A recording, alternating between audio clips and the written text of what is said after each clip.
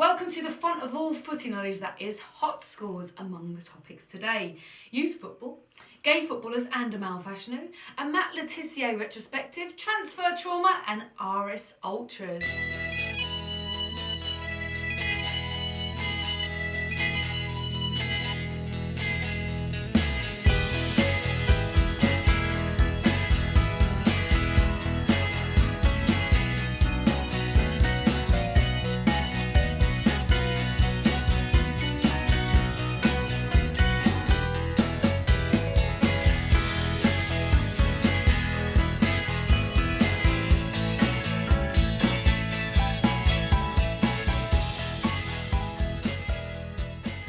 We're always having a moan about development football and how nothing will ever happen in England, aside from binge drinking, inept politicians and upside down weather, of course.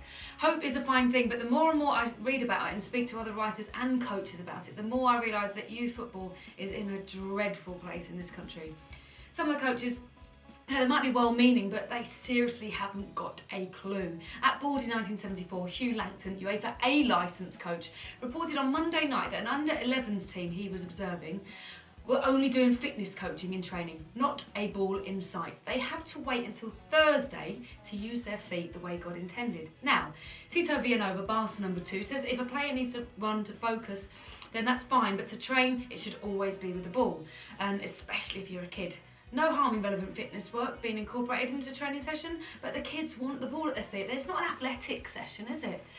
Right now, the chances of becoming an elite professional in any sport are pretty slim, but surely at any level we should encourage children and ourselves to be the best we possibly can and get the most enjoyment. I truly believe the way football is coached at youth level in this country can prevent talent from reaching its full potential or even getting close. I was talking about that Cantera policy last week. Whoever's training the coaches needs to follow already successful models. All licensed coaches should be receiving the same training. Make a video manual of the methods based on German, Dutch and Spanish models. Doesn't have to cost a bloody fortune, you know. It just needs the people at the top to open up and smarten up their minds and shrug off that blazer boy bullshit. So how many of you watched the BBC Three documentary on gay footballers? Did you watch it, Dave? Yes, I did. Good boy, Ralph? Oh, I didn't, unfortunately. I was busy watching Shipwrecked. Fair enough. Well, you can watch it on iPlayer. I will. It is I'll on catch up. iPlayer. I'll catch up. Now, the reasons many gay and bi footballers stay in the closet are pretty obvious. I think if one of the huge brands, Nike or Adidas, took a footballer, it has to be someone of super mega star level, and brought them out with a carefully designed advertising campaign, that will give a green light for others to come out. They'd be making a political and social statement if they publicly backed a gay or bisexual footballer. Their money and status would change the negative dynamic associated with homosexuality and football. Huge companies with superpower have the power to change the public's attitudes, and the media just plays intermediary between clubs and the people. So them outing players is a totally different ballgame and could backfire or not achieve the desired results. Look at how the racism issue got twisted and turned over the last few months. Tell me your thoughts on all of this, boys. Well, first of all, I don't know what you thought, but Max Clifford, I got the underlying feeling that from his rhetoric that he came out with in that programme, he was so dismissive. I was watching it, I was thinking, God, if I was a gay footballer, that's just put the fear of God into me. It was just like a politician's speech. Yeah, any footballers I've spoken to said they wouldn't tolerate it, their player would be ostracised. But then I thought it was nice that when they spoke to the Millwall boys, how refreshing was that? Yeah, it's different. Yeah. It was so positive about it, and then so like about Joey Barton, but fair play to him. You know, I know it's good PR for It's good PR for him because he's been a bad sod in the past. Yeah, but really commendable for what he said. I don't think it will be long myself. I don't understand how there's even an issue about it. I know that like there obviously is issues about it, and people. How can anyone come out and say that you shouldn't be telling people you're gay in football? How can that be in this day and age now? That's Max Clifford's the power that he has, but he could change it because he's so powerful. Yeah. But it seemed to me that he doesn't want to. That's what I got. He's got something going on there, isn't he? Yeah. Hands up who likes Max Clifford. Onwards. Right, January transfer window. It passed us by like a ship in the night, apart from Bobby Zabora. Broke a few hearts there, didn't he? It started at midday on the 31st of January and ended that night. But the run-up was quite interesting throughout January, yes. The only ones of note were Tissier to the Super Hoops, along with Zamora. Pizarro to City, and Chelsea hit the 1 billion mark for spending. Way to go. Oh yeah, and Al Rao has signed for a year's subscription to Babe Station. Dave is still hoping that Arsenal will offload the fat, lazy Russian Arshavin, poor Arshavin, as the Russian transfer window is open for a little bit longer. True to form, Wenger goes out and signs an unproven prospect from overseas, Thomas Icefield.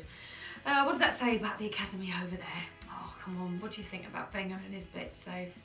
Just don't get Can't do it. Don't get me started. Get the Kleenex out, Ralph. It's like last year.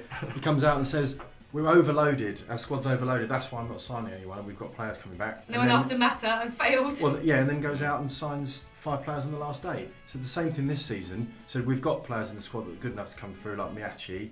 Well, why are you loaning them out then? Wait, the quick thing is, like, is it like dementia? No, I'm thinking of.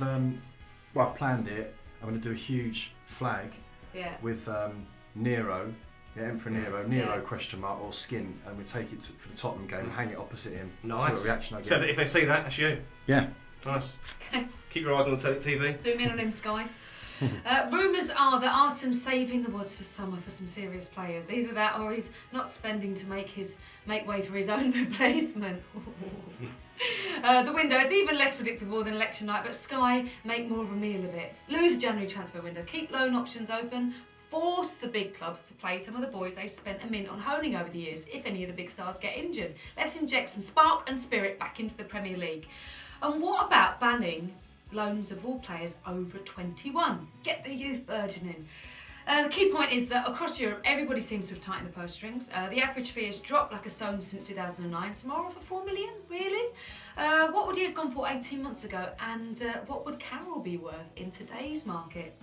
After last night or before last night? Just in the grand scheme of things, Andy Carroll. How much are Andy Carroll's worth? I think 8 million. I'd say 12. I'd say 12.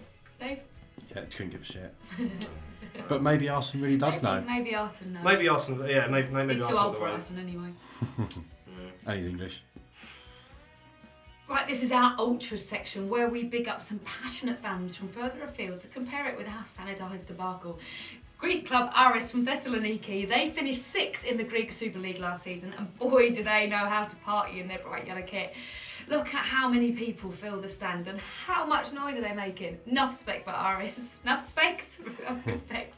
I'm going all street on you now. Are they the best Ultras? What do you think? I'll let you put the vote on it, and Aris fans, you need to come and tell me that you are the best. Now, watch this to the 1 minute mark as the teams come out, and keep watching until they score. Absolute bedlam. It's like this at every single home game. Don't get that at the Reebok, do you? 2 fingers to open safety. We're loving this at Up Scores. Up the Aris. They're a lively bunch. Yes.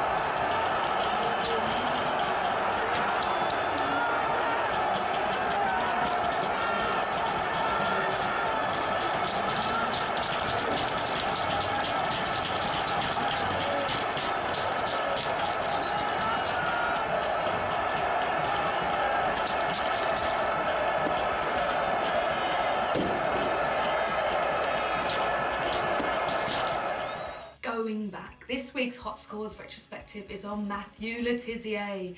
I get a bit obsessed with penalties and the ins and outs of success from the spot, and found myself doing quite a bit of reading up on Guernsey's own Matt Le Tissier, one of the greatest penalty takers the world has ever seen. I really thought he might have signed for Chelsea in 1996, but he stayed put at the Dell and spent his whole career at Southampton. Matt, you have a special place in my footballing heart. 443 appearances, 162 goals, but only 8 appearances for England. And we all know that's simply because England don't want to win penalty shootouts, do they? I saw him. I've been to see England twice. Yeah. One of them was against Romania at the old Wembley, and he had the ball. The ball came to him. The whistle went for a foul. Just as he got the ball, he flicked it up with one foot from halfway, volleyed it, and it went in, but it was disallowed. And they never showed it on TV. It was disallowed. Just awesome from the halfway line. He was brilliant. Oh, it was Gary Lineker in it that kept him out of the squad, really, wasn't it? Oh. Bloody Gary. Exciting times down at the South Coast, not so much for Brighton, certainly not for Portsmouth, but very much so for Southampton. It looks like they're going to be on for back-to-back promotions. Fingers crossed you can keep up there in the top 2. Make it automatic. Saints fans are feeling that their second half performance against Cardiff was the best for weeks, and they're due a bit of luck. Rumour has it that the last ever South Coast derby will be played in April and will be televised on the BBC, and rightly so. X-certificate, crash helmets at the ready. You can follow the chat on this game on Twitter at SaintsFC Fanzone. Top feed, that one is. For all other saintly things, check out saintsweb.co.uk.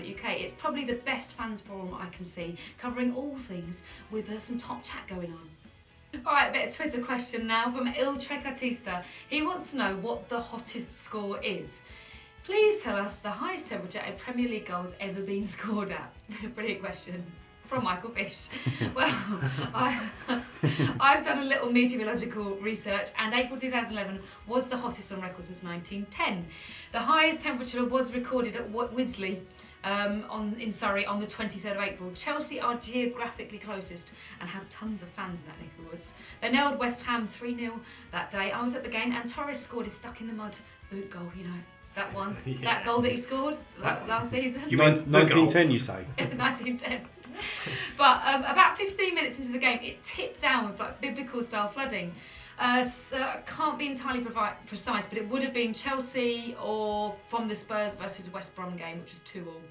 Coincidentally, 1910 was the last time that Torres scored, just to confirm that for you. Yeah, just to redo that gag. Yes.